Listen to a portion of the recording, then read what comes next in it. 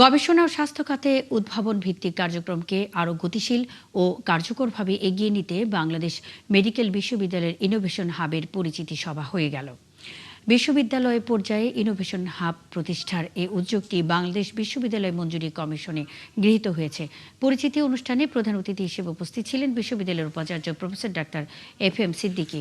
এ সময় আধুনিক চিকিৎসা শিক্ষা ও গবেষণায় উদ্ভাবনের গুরুত্ব তুলে ধরেন তিনি। অনুষ্ঠানে প্রধান বক্তা হিসেবে উপস্থিত ছিলেন ইউনাইটেড ইন্টারন্যাশনাল ইউনিভার্সিটির অধ্যাপক প্রফেসর খন্দকার এ মামুন। ইনোভেশন হাব প্রতিষ্ঠা, কৃত্রিম বুদ্ধিমত্তা ভিত্তিক রূপান্তর এবং একটি কার্যকর উদ্ভাবনী ব্যবস্থা গড়ে তোলার বিষয়ে দিক নির্দেশনা প্রদান করেন তিনি।